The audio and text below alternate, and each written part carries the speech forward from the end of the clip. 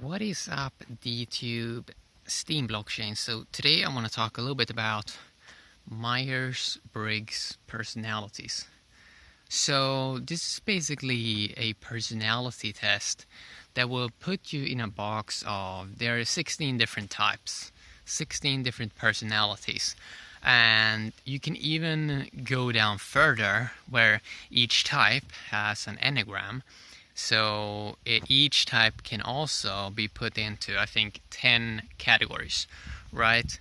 So I want to talk a little bit about this. So Myers-Briggs personalities. This is kind of interesting because on a surface level, you do have that people see that people have, some people are, let's say, extroverted or introverted. What that really means is, in a way, that's not a thing that exists. It's just that some people have a life that is more out. Some people have a more inner life. And I think it's important to sort of understand how these play together, because people that have an inner life, it's like, for people that just have an outer external life, it's quite hard for them to sort of imagine how people that just are more introverted, how they sort of are looking at things. So these 16 different types are quite interesting, because basically what it shows from the person that did this or created this sort of personality thing is that people have strong functions and they have weak functions. And why that is important to understand is because when humans are communicating with each other, it's quite easy to forget that some people are practicing some functions more than others, right? So you have some people that have, for example, introverted feeling, and you have other people that have, let's say, extroverted thinking. You have introverted sensing, and you have extroverted sensing. So you have all these different types. You have a perceiving function. Some people have perceiving, and other people have a judging function. And all these are creating basically a unique human. But most people do not share exactly the same type. As we have seen in life, people have different sort of personalities, right? And I think in the future, people are going to have a deeper understanding of this. That people are, like, it's not just the personality type that's different, but it's like where a person grew up, their personal experiences, and there's so much going on where we have gotten into this mode where it's just like intellect, and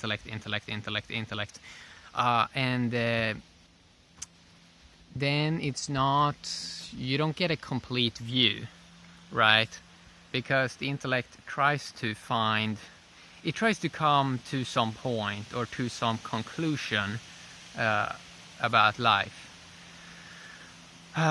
So just because we practice that so much, we have gotten less stronger on sort of other sort of sides. And now when we're gonna move into this age where it's just gonna be, all the intellect task is just gonna be done by the AI, by the robot. That means that humans will be having more time to look at this, to look at these personality types, these Myers-Briggs personality types, and see how it sort of creates humans and how it creates different humans with different experiences, different ways of interacting with life. For example, you have some people that their way of interacting with a lot of stuff is making jokes about a lot of stuff. Then you have other people that looks at things more serious, right? And then you have some people that is taking the approach of being both playful and serious. And then you have this thing where human language is quite interesting, because when you really dive deeper into this, human language, even words, means different for different people, right? So when a human is hearing some words, they are making up different meanings about that, right? People are making up their own meanings. Like, people can read the same thing, and like if 100 people read the same thing, they can make up 100 different meanings. And this is quite, if you just look at this from a human perspective, it can be quite complex, right? It can be quite complex, because you realize that words are not, let's say, a constant, oh, this means exactly this. No, people have different views on words, and it comes with the context also. Like you can almost take anything out of context from anything and make anything look however you want. And this is kind of like a new thing, I think, for humans, especially now, when you try to make everyone sort of understand the same kind of language. You get into these very complicated things, as we're seeing on the Steam blockchain, where you see a lot of stuff going on the whole Steam blockchain. And probably the Steam blockchain probably plays into a larger experiment in how humans basically interact with the internet. Even if you just look at the internet, if you look at the origins of internet, it was mainly created for either military use or to study humans, to study how we can sort of play with data, interact with data. And it becomes more and more obvious now that now when everyone can sort of experiment with data, everyone can play around with stuff, there is going to be a lot of, Steam blockchain is a perfect example of, you really have everything here that you actually have in the real world. Like, you have the drama, you have used to good, you have everything in between also. And what I think is, I think it's going to take a long time to sort of get to a point where people are sort of understanding different personality types, how they're looking at things. And I mean, in the long run, everything's just life, right? Everything's just life. And you could say that there's a lot of incentive, or the way the mind seems to look at things is, it does want to sort of in many ways create the duality of sort of good and bad, right? But if you just look at it from a life perspective, it's just life, right? These labels is it doesn't mean anything, really. But it's interesting, because duality has been a thing quite long, right? The duality, and you can see it on the Steam blockchain. It's the way humans are sort of living their life now with the internet. It's they want to put stuff in a good box or a bad box. The problem with that is eventually you sort of get this sort of divide and conquer thing then, where you're basically splitting up existence in multiple parts. And how the existence basically seems to work is, you can keep this on forever. The way the intellect works, it's a cutting tool. You want to dissect everything, and it can keep on dissecting things into smaller and smaller parts, trillions of parts, because that is sort of how the existence is made. If you try to study life, it can split up into trillions of more parts. But it's way more interesting when you look at it from more. Okay, so if you just look at it from the basic elements, so the basic, I think there's around 5 basic elements that creates everything, right? So it's like earth, water, ether, space, fire, like those things. Those things are creating everything else. So everything is coming from these couple of elements. But if you try to study the existence and study trillions of parts, it keeps splitting up in more and more parts. Something we see with everything. Like everyone has, for example, everyone has their own logic. Like everyone has their own logic that sort of make logical sense in their mind. You know, everyone is sort of making up their own logic, right? And this is like something that you also can see can go on forever. Like everyone has their own psychological thing going on, and everyone has their own logic that actually makes sense in their way of looking at the world. And you know, this can go on. This can go on forever, right? And this is also why most people want to have their own blockchain. Most people want to have their own token, right? That you see how everyone sort of want to make their own little thing, while maybe it would be best if you try to make something that is sort of like if you just have something that works amazing, maybe you don't need everything else. This is probably what we're going to see with the internet. It's like, okay, we can have thousands of websites, or maybe for the end consumer, they're just going to be like, well, yeah, we can have this. It's kind of cool. Or I can just have Alexa or Siri or something that I can just talk to. It can give me the same information. I don't have to visit a bunch of websites. And it's just easier. Right? It's just easier. And I think that's eventually where it's going to go also with these token-based systems. And humans will be able to focus more, I think, on really understanding a human being. This is something that hasn't really been invested in. Like, the human being is the most fascinating thing on this planet, right?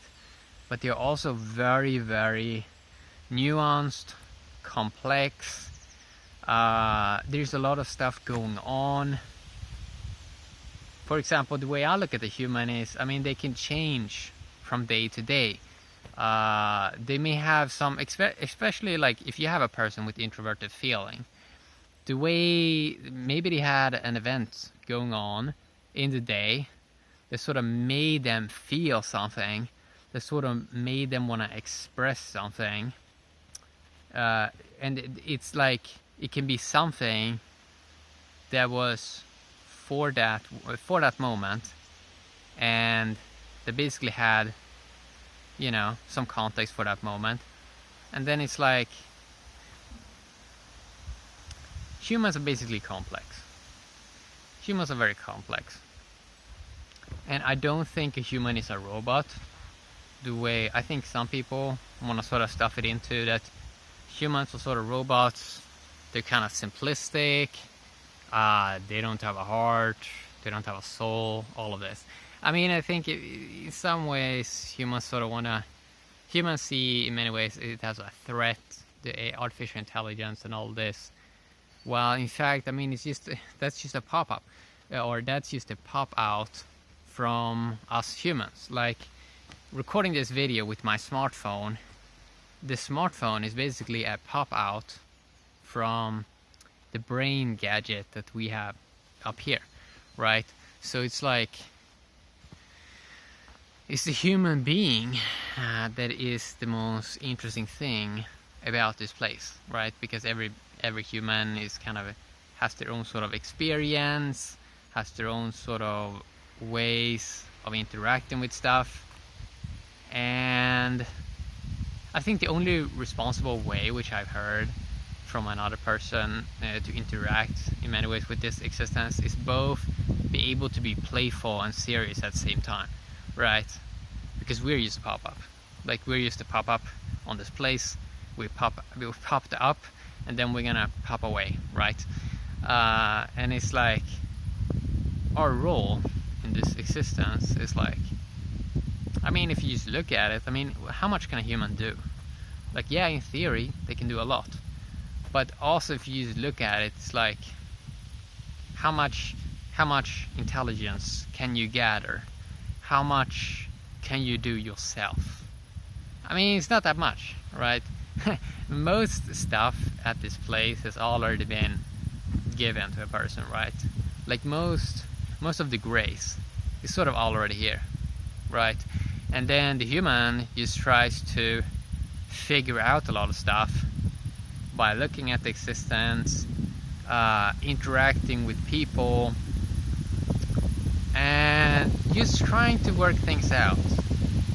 And it's like humans really do try to work things out, like really, because humans want to understand. Like humans want to understand how this place works, and they see all these, like, I mean, they see all this. Now with the internet, people can see so much stuff. And you even now have, for example, that you can make up anything. Like you can make a video, and you have these so-called deepfakes out now. So you can make a video show anything, and you can make any audio do anything. And what you then eventually start to realize is how much magic technology is, smartphones, that people are sort of thinking they're looking at reality. Then they realize, wait a sec, this is not reality. This is just a device. This is just a device with a screen, and you know, the only thing we're gonna do is basically expanding borders of ignorance, right? So you see, 10 years ago, maybe people knew a bit less, but now their awareness is sort of increasing for a bunch of other stuff. Like they're seeing a bunch of more stuff about the world, about people, and it's just a lot of data. It's just a lot of data. But Myers-Briggs personality types, I think is important to understand them, because the functions are so different. The way people are looking at reality is so different. The way people interacting with other people is so different. And then you also have own experiences of growing up and all this, that people can have different experiences, right? And it's just like people really trying their best, like really, and that's the only thing they can do, right? It's like they can only do their best. Like they cannot do better than that, right? And you know, it's just, you know, so you do have first these primary functions. People have 4 functions basically in the main. So they have a main function that they're practicing the most, which they're most skilled at, and then you have these other functions which are also useful, or they're using them less, right? The main function and the second function is what they're using the most. Then you have something called shadow functions, which is the parts that they are not consciously practicing. Because if a person would practice all at the same time, it would be too much, right? So they're always going to have some dominant functions and some weak functions. And it's kind of easy to sort of attack someone that has less, that hasn't really practiced the same functions. It's kind of easy to sort of judge that sort of person and look at it as, well, this person hasn't really practiced this function, so I'm just gonna attack that person, right? And yeah, so it's like, it's not really gonna be, I don't think it's gonna be easy for humans to sort of understand other human beings and sort of see that humans are different. Humans are looking at things in different ways, and you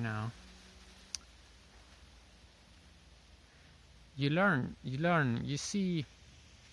I mainly enjoy like observing humans, and it's like, it's interesting.